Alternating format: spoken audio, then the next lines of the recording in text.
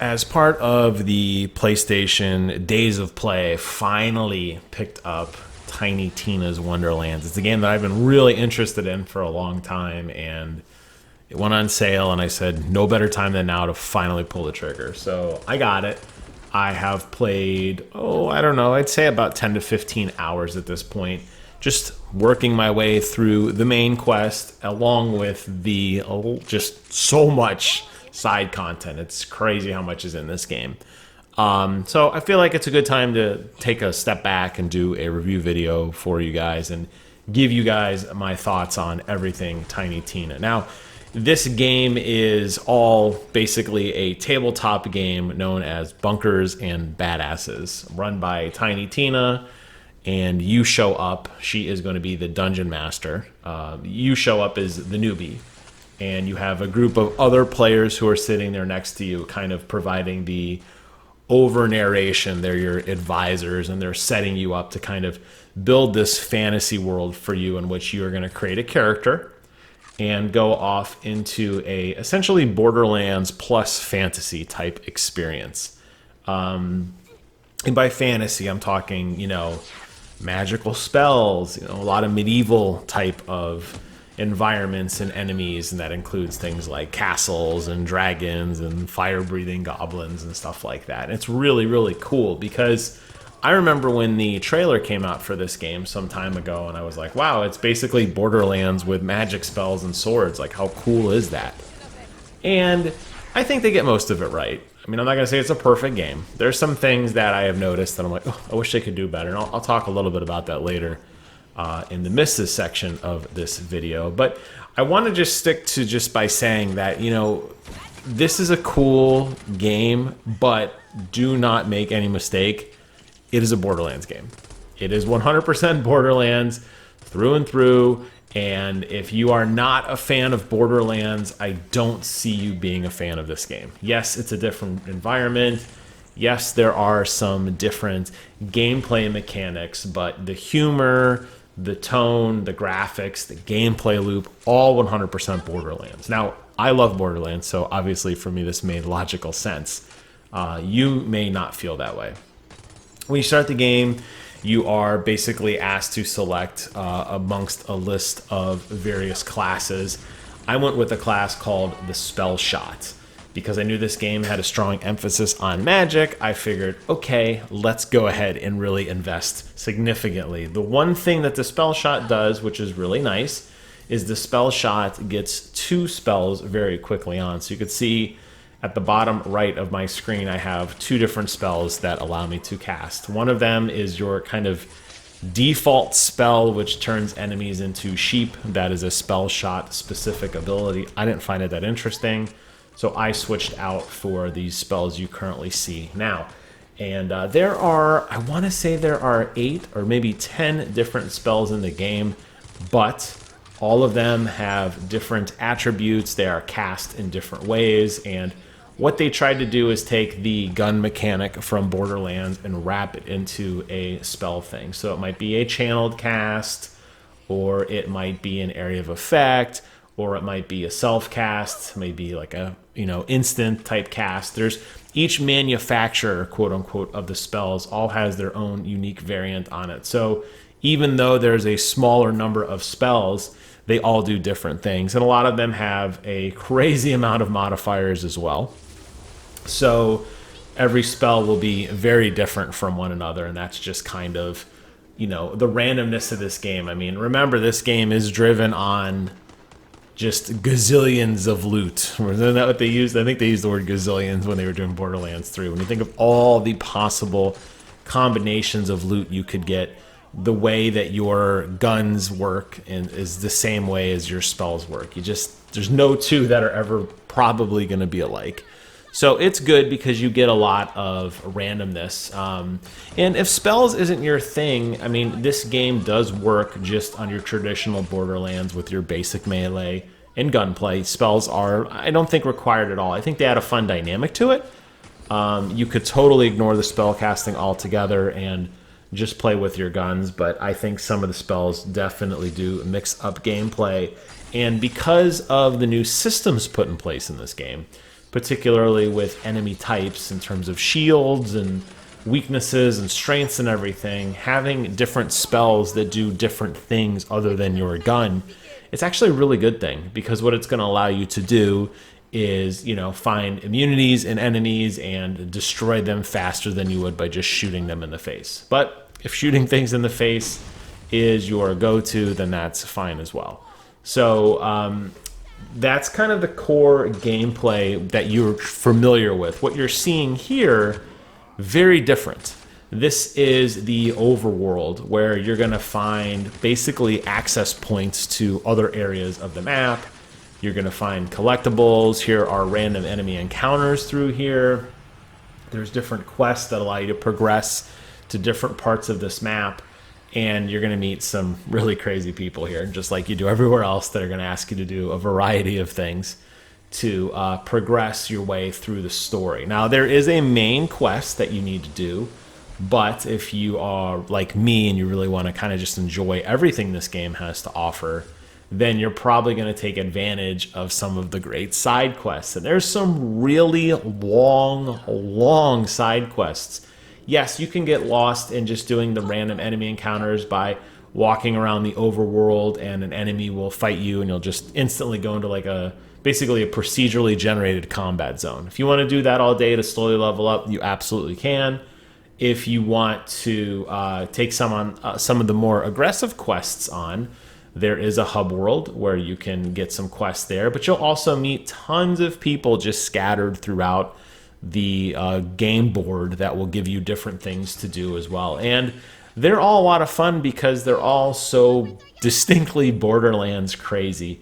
And they're multi-part. They're very long. I mean, some of them are short, like, you know, do one or two things, but most of them have some length to them that reward you with some pretty cool stuff at the end. So, and I'm not just talking experience, I'm talking just different pieces of gear and, you know, better chances at dropping things, which I think make it a lot of fun. So I think it's to your benefit if you're going to invest time in this game. I think it's to your benefit to just get lost in the world. That's probably the best advice I can give you, is just don't feel like you have to have a time limit on this game.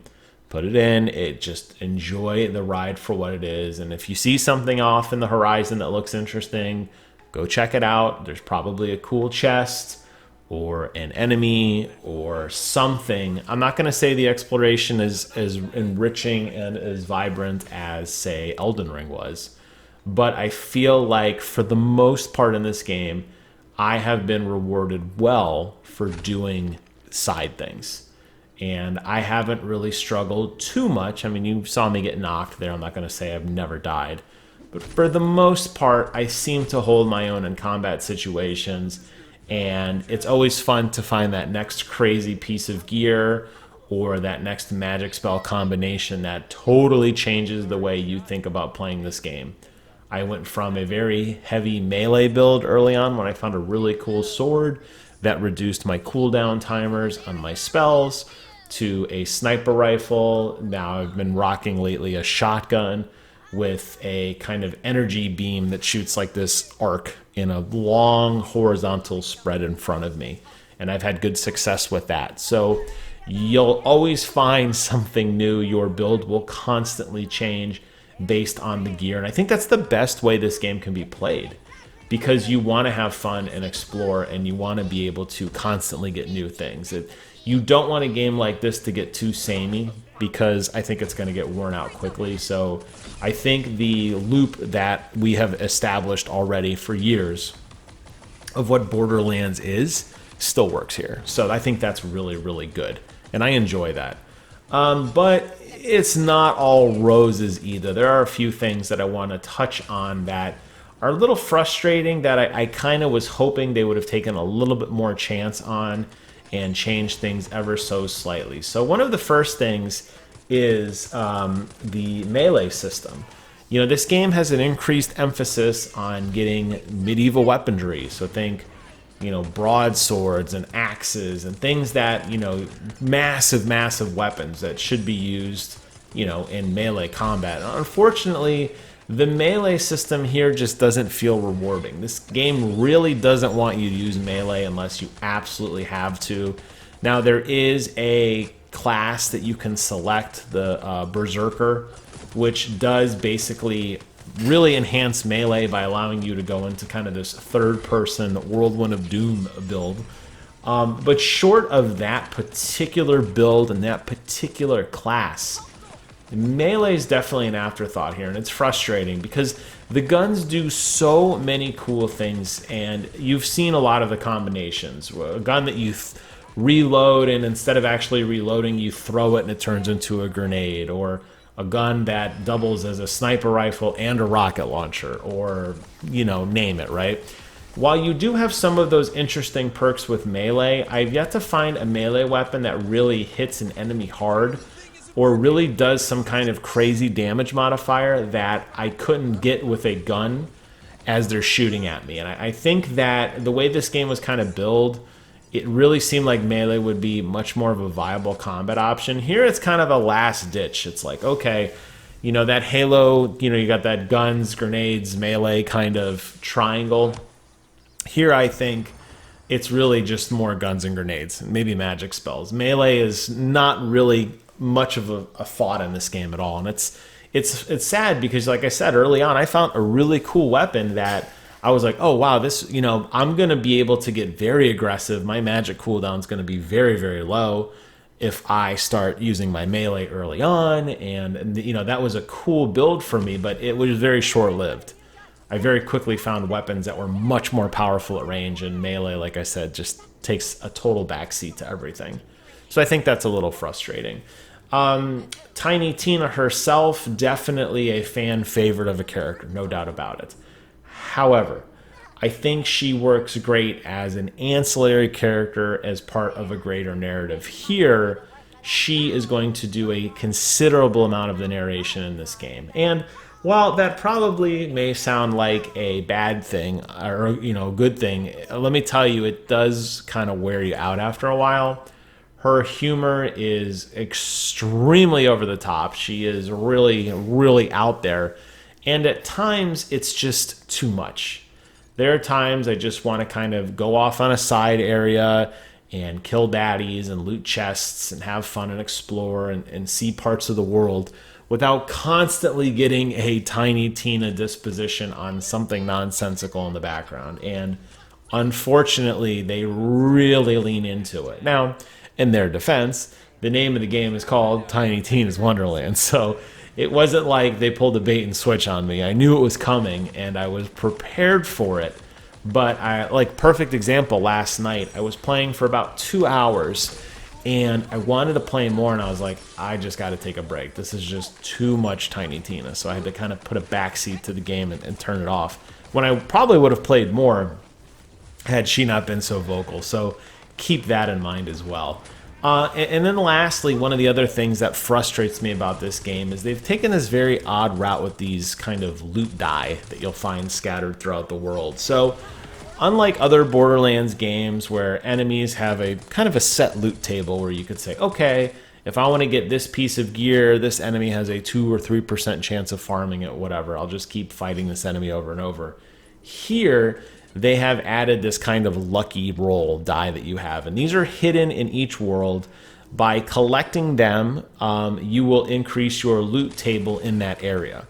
So if you basically went into an optional area and just walked directly to the boss, I mean, obviously fought your way through. I'm not talking like speedrunner strats, but basically golden pathed it directly to the big villain at the end of a zone, whether it was a main quest mission or it was a side mission that you found, or just a cave you wanted to explore or something, right? And you go straight to the end without getting any of these loot rolls, these like hidden die that are scattered throughout the world. There's a really good chance the loot you find is going to be really low quality and probably not worth the upgrade. As opposed to somebody who takes their time, walks around, checks every little corner of the map, sometimes looking like you're going out of bounds in the map, or, you know, jumping, or some incredibly different platforming elements that you may be used to in a Borderlands game. Working through all of that, collecting maybe 5 or 6 of the 20 or so die that are hidden in each level, then killing the boss, that person is going to find way better stuff. So, as I said earlier, the game does reward you in a sense for exploration because you will find different little cutouts and kind of secret areas in the map, and you will find things that are different and find different little chests and quests and all that wonderful stuff. But you also kind of have to do it if you want to get the best stuff. And I think a lot of people, that's going to rub them the wrong way. I know for me, I didn't like it. I wish it would have increased my chance of already getting good stuff to get even better stuff. Or maybe just replace that system altogether with fixed drops. Or I don't know, honestly, what the best approach is. But I can say that the approach that they took here just seems kind of like you guys could have done better with this. And the system has already undergone some radical changes since launch. I didn't buy this game day one, as I said. Thankfully, those little tokens now are account bound, which is nice. You don't have to worry about getting, doing this again on every single character. Although I don't plan on making another character, but maybe if you're somebody who wants to see all the potential classes and have multiple characters to play with different groups of friends or whatever, maybe that's something that is good. But they've also changed some of the percentages and how they work as well. There's been some balancing there. So I feel like the system is just kind of like not really the best. And I feel like they could have done something much cooler with that system. I don't really know what it would be, but I'm not a game designer. I'm just a player. And as a player, I could tell you that it does seem frustrating at times. And as somebody like me who really takes credit in taking their time, not in any rush to blow through this game, I'm going to enjoy it when I play it. I'm just having fun, laughing, hearing all the goofy quests and story and picking up crazy stuff. I am pretty meticulous in these games. I do walk around and check a lot of corners, and I try to find all the little hidden secrets and everything. And at best, in a lot of these areas, I found half of these loot die, at best.